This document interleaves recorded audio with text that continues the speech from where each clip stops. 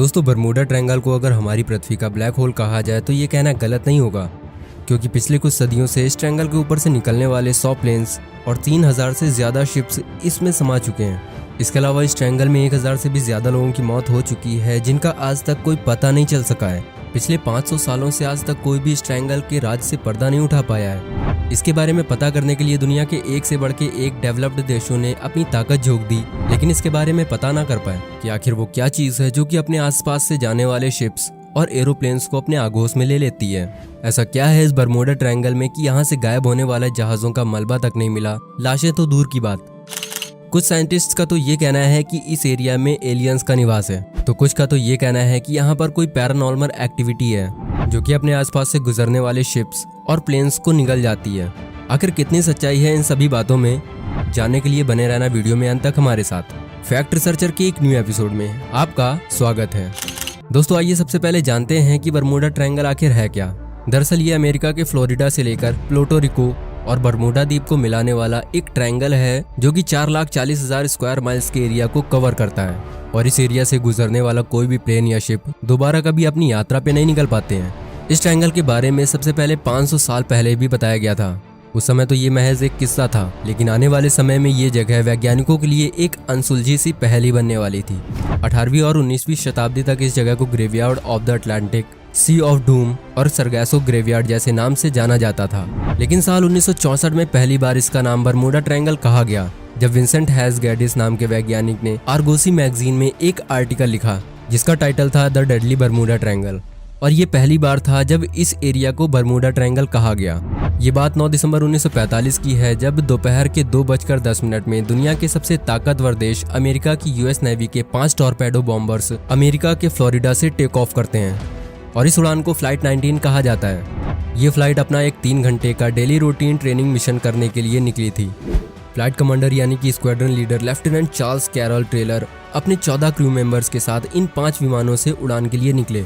उड़ान के 4 घंटे बाद स्क्वाड्रन लीडर ने कंट्रोल रूम से बात की और कहा कि उनके कैंपस ने काम करना बंद कर दिया है, जिसके बाद उन्होंने अपना बैकअप कैंपस भी निकाला, लेकिन वो भी फेल हो चुका था। जिसके बाद स्क्वाड्रन लीडर बाकी प्लेन्स के पायलट से पूछते हैं, लेकिन अफसोस उनके भी कैंपस फेल हो चुके थे। जिसके बाद शाम 4:56 पर टेलर को लगता है कि उनके विमान गल्फ ऑफ मैक्सिको के ऊपर से उड़ रहे हैं, और इसलिए अब उन्हें इस डायरेक्शन की ओर फ्लाई करना होगा वापस फ्लोरिडा जाने के लिए। लेकिन कुछ फ्लाइट्स के क्रू को लगता है कि वो ऑलरेडी ईस्ट की ओर उड़ रहे हैं और उन्हें वापस वेस्ट की ओर फ्लाई करना चाहिए, और यहीं से शुरुआत हो जाती है एक बड़ी गड़बड़ की। उसी दिन शाम 7:04 पर स्क्वाड्रन लीडर का लास्ट ट्रांसमिशन कुछ ये आता है: All planes close up tight. We'll have to ditch unless landfall. We all go down together.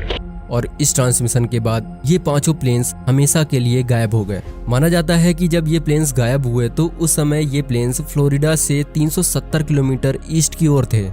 In flights के लापता होने के बाद एक search and mariner aircraft 13 crew members के साथ उन फ्लाइट को ढूंढने के लिए निकला।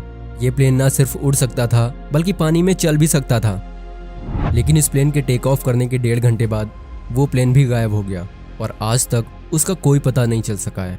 इतनी बड़ी घटना के बाद अगले 10 दिनों तक अलग अलग रास्तों से इस एरिया में 100 से भी ज्यादा रेस्क्यू मिशंस किए गए, लेकिन इस दौरान कोई प्लेन तो दूर एक सुई तक ना मिल पाई। कहा जाता है कि इस बरमूडा ट्रायंगल की मिस्ट्री 500 साल से भी ज्यादा पुरानी है। दरअसल साल 1492 में क्रिस्टोफर कोलंबस जब नई नई कंट्रीज को एक्सप्लोर करने में लगे थे, तो उन्होंने बताया कि जब वो इस एरिया से गुजर रहे थे तो उनके कैंपस ने अचानक से काम करना बंद कर दिया, और इसी यात्रा के दौरान जब उन्होंने एक रात अपने जहाज से बाहर झांक के देखा तो उन्हें एक बड़ी ही अजीब सी रोशनी दिखाई दी, और ये रोशनी सूरज की तरह ही चमकदार एक आग का गोला जैसा लग रही थी। कोलंबस के देखते ही वो आग नुमा गोला ऊपर आसमान से समुद्र के अंदर चला गया। लेकिन सोचने वाली बात तो ये है कि ना तो उस समय कोई एयरलाइंस हुआ करती थी, ना ही कोई एस्ट्रॉयड हो सकता था, और ना ही उस समय की टेक्नोलॉजी इतनी ज़्यादा डेवलप थी। तो आखिर ये क्या था? कुछ साइंटिस्ट का तो ये कहना है कि उस समय अगर कोई टेक्नोलॉजी इस तरह से हवा में उड़ सकती थी तो ज़रूर ही वो टेक्नोलॉजी हमारी दुनिया के बाहर से आई होगी, जिसके चलते कुछ साइंटिस्ट का तो ये मानना है कि ज़रूर ही उस समय ये एलियंस रहे होंगे। 2022 आते आते ऐसे 50 से ज़्यादा इंसिडेंट्स यहाँ पर हो चुके हैं जब इस जगह ने बड़े बड़े शिप्स और प्लेन्स को अपने आगोश में ले लिया हो।